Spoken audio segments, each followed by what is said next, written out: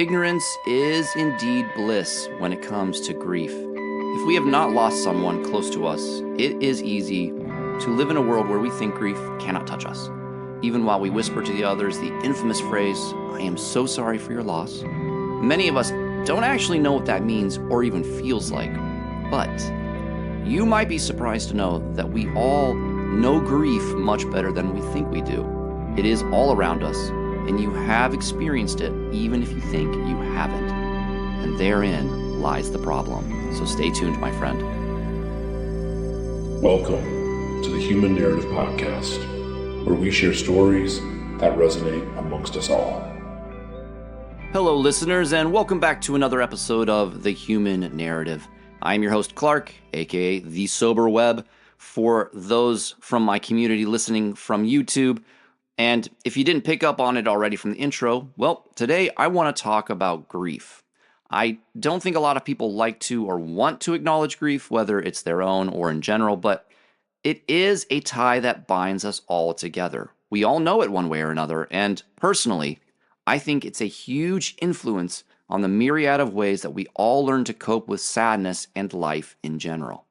And yes, I am talking about quote-unquote addiction because grief is 100% related to addiction, and therefore, addiction recovery is related to healing our grief. And even though, like I've said before, this podcast is not necessarily about addiction and recovery per se, we all have grief that needs to be healed, so it is a very, very important topic, regardless of your relationship or anyone's relationship with addiction. Which is why today I'm going to share a very personal story about my journey with grief so that you can hopefully begin to find and acknowledge grief in your own life. But before I open up and share my personal story, let's just talk about grief in general to set the stage. The great misnomer about grief is this: it is only confined to physical death. For instance, we grieve someone who has died. We grieve the potential loss of a person in our life and their physical presence. We grieve the ideas and dreams that surround that person and their role in our life, as well as the role that we thought they would play in our future. We also grieve our own deaths, whether pending or in the future. We fear what it means and what will come next while also doing our best to avoid thinking about it. It forces us to relive the past while juggling ideas of what the future that will never be will be. And in the process, we miss the most important of it all, the here and now, and all that could be done with whatever time we have left. And then, for many, coping mechanisms enter the picture, aka addiction. It is perfectly crafted by the ego to avoid reality by utilizing a sweet surrender to the intoxicating escape of whatever vice is on the daily addiction menu. And ironically, we are all killing ourselves with alcohol, drugs, and addiction while coping with them to avoid the idea of death and what that means, whether real or existential. And all of this is just based on grief surrounding death. And it is just the tip of the iceberg when it comes to the expansiveness of grief in our lives, and something that I was forced to learn and chip away at after my mom died in 2014. And honestly, it was also the work that would build a foundation for me to overcome my alcoholism years later after her death. And so I am grateful for it. As strange as it might sound, I am grateful both for her death and the ensuing grief, because if it wasn't for all of that, I would probably not be here talking to you.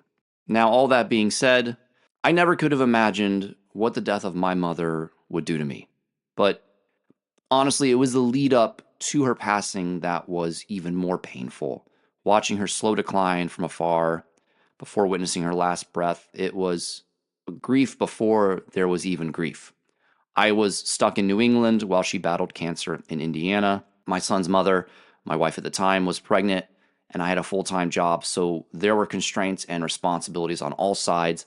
I could not travel to be of help to my mom and dad, and so I was forced to be quote-unquote supportive from afar over the phone and FaceTime, which was the strangest experience. For instance, watching my mom lose her hair and shave her head for the first time happened over FaceTime. My mom was diagnosed with pancreatic cancer, so not only is that cancer one of the most helpless ones that you can do anything about, but to watch someone that you love slowly lose their battle over FaceTime, over the phone, it's a terrible experience to say the least.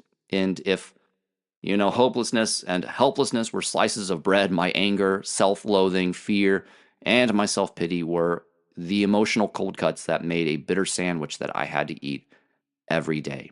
And what was the best answer to all of my problems back then? Well, for me, it was alcohol. It was a constant companion in those days. It helped me wash down the constant bites of that bitter sandwich that I had to make for myself over and over. But I was really, really far from admitting my relationship with alcohol at that time in 2014, that my relationship with it was negative and that I was I was not even close to admitting or even thinking that I was an alcoholic. But in spite of all that, I coped with alcohol, but I never dropped the ball on my duties as a husband or an employee.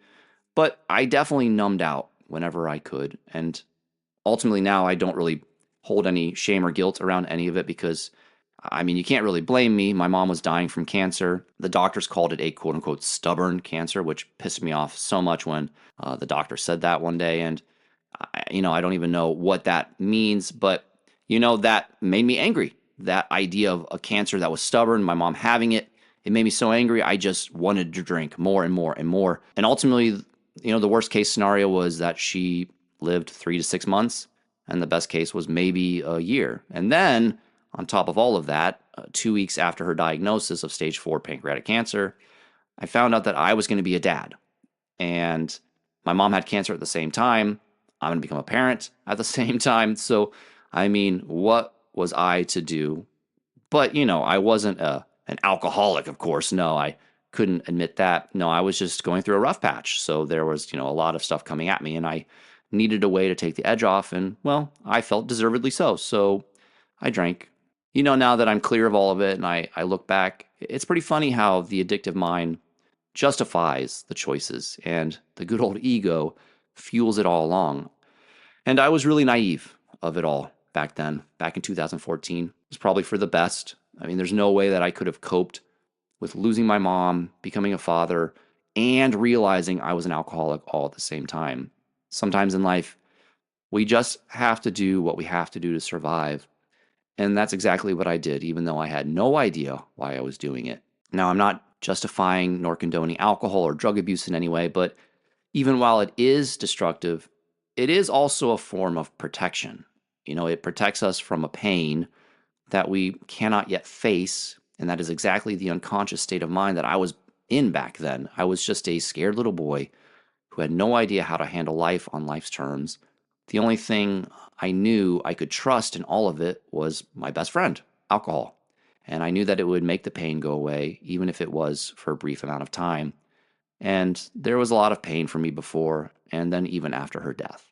So, as I already alluded to, I became a dad 3 months after my mom died.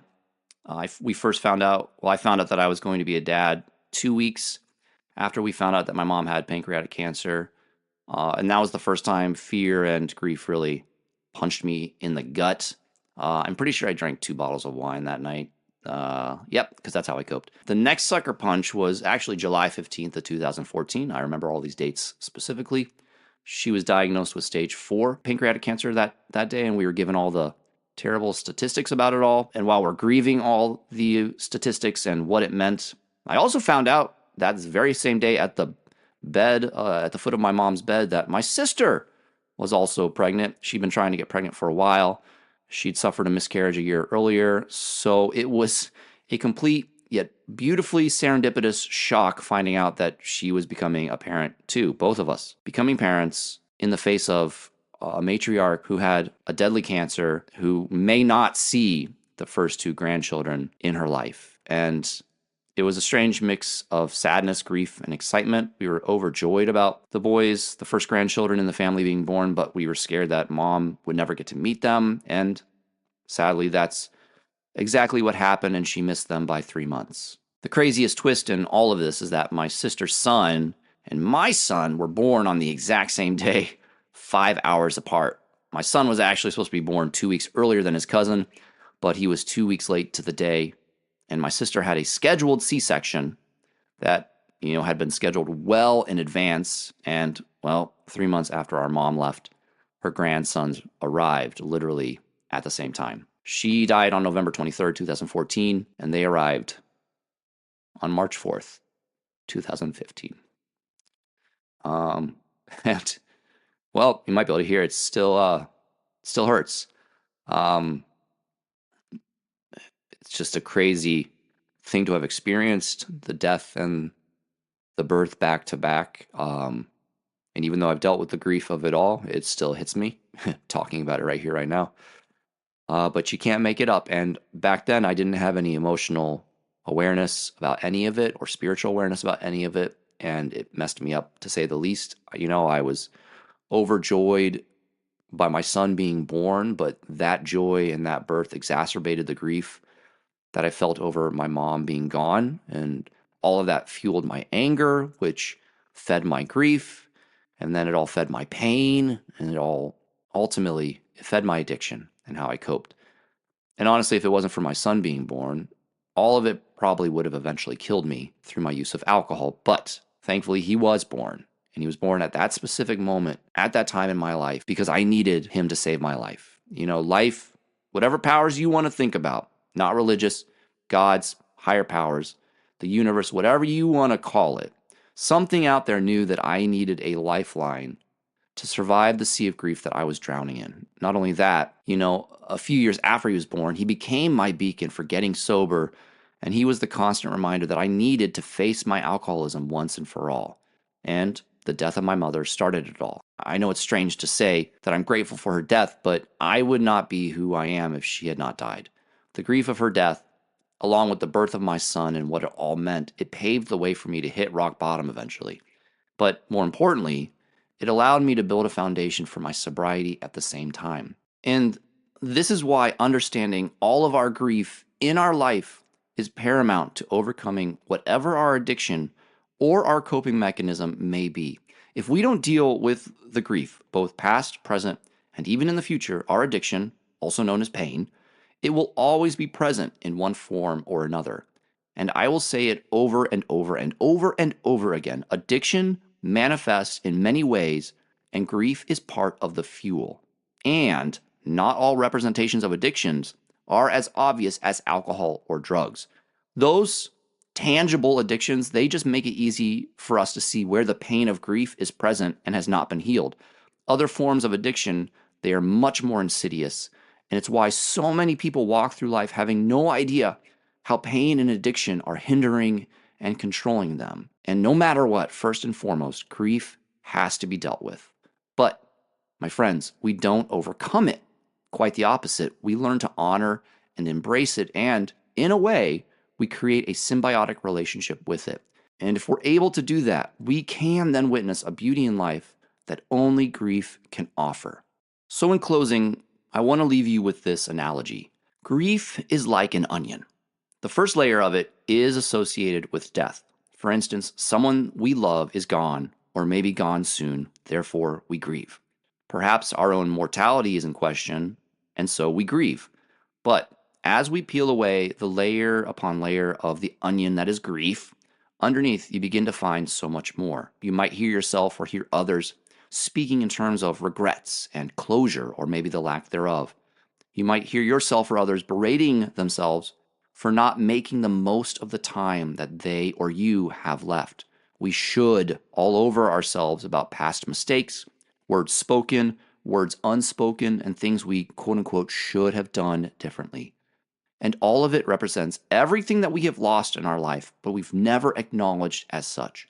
It is a grief that goes back to our childhoods, and maybe even before we were even born, that has simply compounded over time and culminated with the release of a final breath of someone or something we love. It is a grief that we tie to a physical form that awakens a grief that never had a physical form or death. It is hope, dreams, ideals, thoughts, actions, and most importantly, it's our sense of self that maybe died over and over for whatever reason throughout our entire lives. That is the kind of grief that you must uncover and heal, my friends, if you want to live the life that you believe you are intended to live. If you want to be free of your struggles, regardless if you call them an addiction or not, you've got to face your grief. Because when you do, you will open yourself up to a way of living that you never could have imagined possible. So, there you have it, my friends. That's the narrative for the day, and I am sticking with it. Much love and much life until the next episode. I appreciate you, I appreciate your time, and I really appreciate you supporting my podcast, The Human Narrative. I can't wait to bring you more valuable episodes, so I'll talk to you very, very soon. Bye. You've been listening to another episode from the Human Narrative Podcast. Don't forget to like and share, and we hope you consider subscribing.